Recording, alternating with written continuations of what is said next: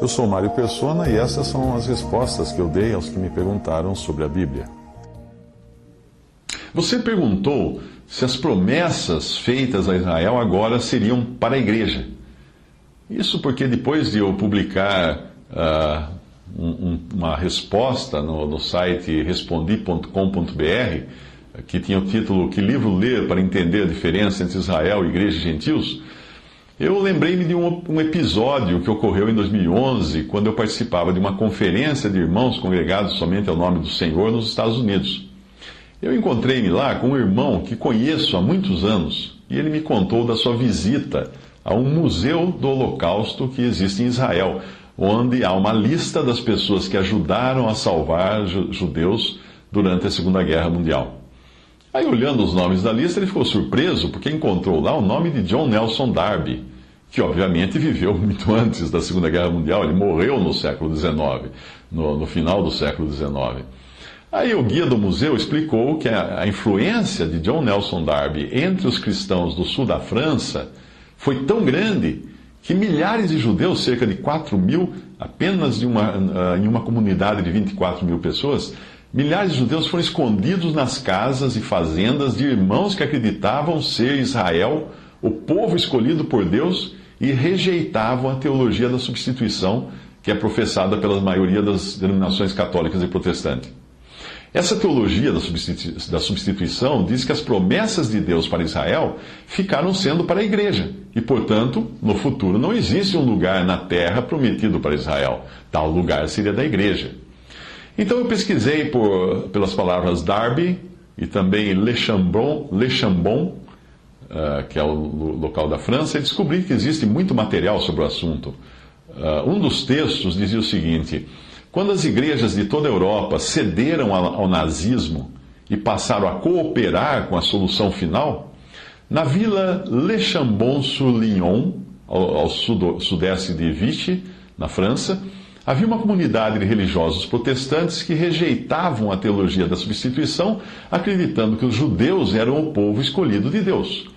Em meio ao genocídio, a teologia dos irmãos de Plymouth fez com que famílias cristãs recebessem o povo judeu. Isso foi tirado do livro Standing with Israel, de David Brogg, página 134.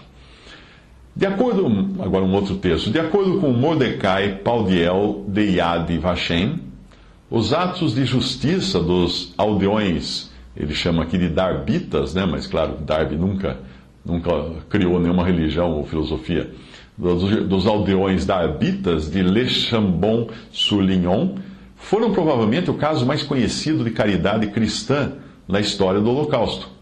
Conforme Graham Scrooge definiu de forma memorável, a Bíblia não tem nada a ver com verdade abstrata. Eu creio sinceramente, ele continua o autor agora dizendo, na importância da verdade e da pureza de doutrina.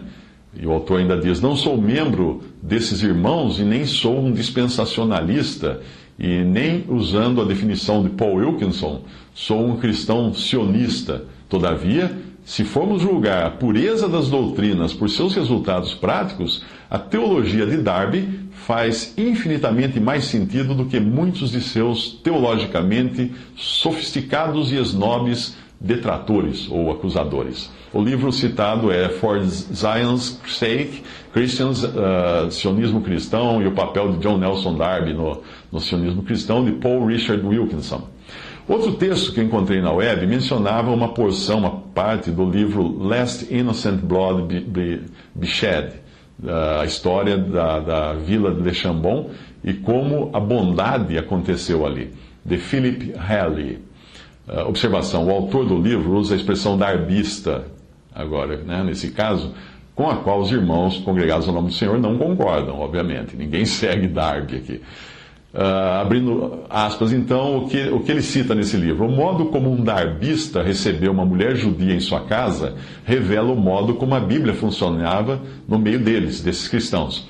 Certa vez, no início da ocupação, uma refugiada alemã judia chegou a uma fazenda de darbistas, querendo comprar ovos no mercado negro, que este existia nas fazendas mais remotas por causa do racionamento.